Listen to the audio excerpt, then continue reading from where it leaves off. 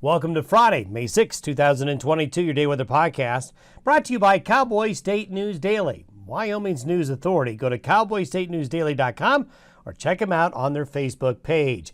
Warm and windy. Temperatures are going to really warm up here in the coming days, especially today and Saturday, before cooler weather invades western areas of the divide later this weekend. Unfortunately, a pretty stout west to southwest wind will develop on the plains, so we're going to have some wind to contend with, a lot of high and mid-level clouds as well. But after a very cool start to this week, I think a lot of folks are ready for some warmer temperatures, and they are coming through tomorrow. We're going to see some scattered showers and thunderstorms this weekend, especially for Wyoming, Montana, Idaho, back into Washington, Oregon, Northern California, then into the Dakotas and Nebraska. Colorado, Northern Colorado, going to get some showers and thunderstorms, but south of I-70, probably nothing. It's going to stay unsettled next week as this very large western trough develops and kind of stalls out along the coast.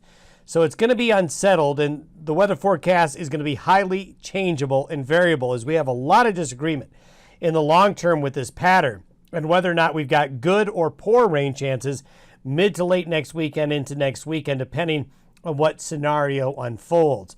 Today's satellite imagery shows the storm that came through earlier in the week right there in the Midwest. And then you can just see a lot of cloudiness activity here in the Gulf of Alaska across the North Pacific. We've got areas of low pressure, just basically a large area of colder, moist air up in the Gulf of Alaska where that breeding ground region for these storms has been. This large trough is going to slowly push into the Pacific Northwest this weekend. And you can see it right here on the 500 millibar chart, this area of low pressure right here. But ahead of it, westerly wind flow will bring warm air out of the deserts and into the central high plains and Rockies, and that's going to lead to the warm-up. Still cool in the northwest, but look at the warmth spreading out across the west here.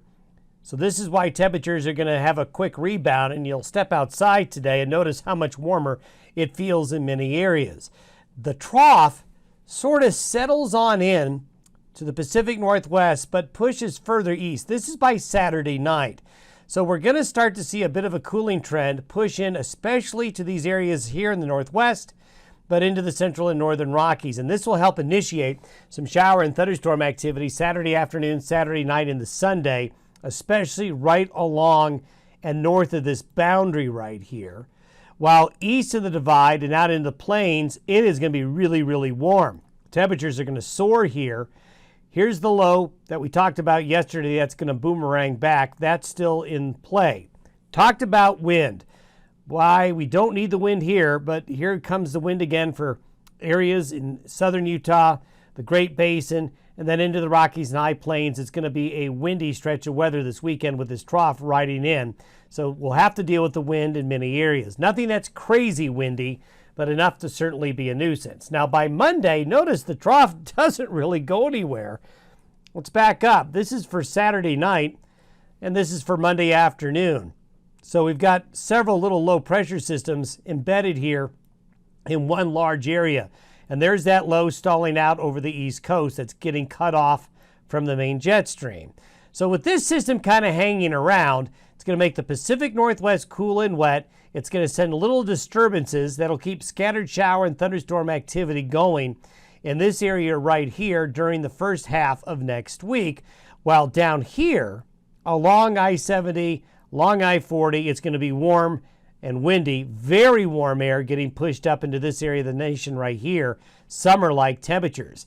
Thunderstorms, this is for Saturday afternoon towards Saturday evening.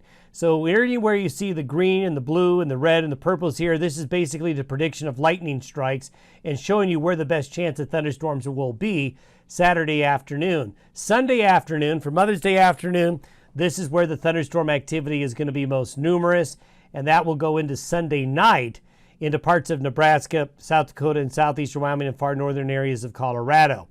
This is what the precipitation looks like, and you can see it's almost like Mother Nature's just following I-70 and say, okay, anything north of I-70, you're going to get rained on. Anywhere south of that, you're not. You can see the Pacific Northwest, the northern Rockies, and northern plains. This is where most of the shower and thunderstorm activity will be Saturday afternoon, Saturday night, Sunday, and into Monday, with the southern areas drier.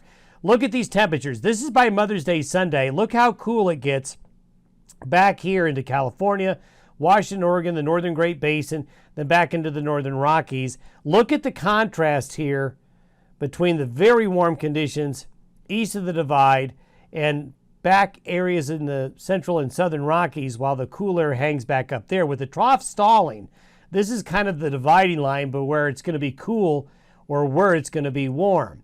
By next Tuesday night into Wednesday, the low kind of separates a little bit. There's that stalled out low right there, the big warmth in the middle areas of the country, and the southerly flow ahead of this next low.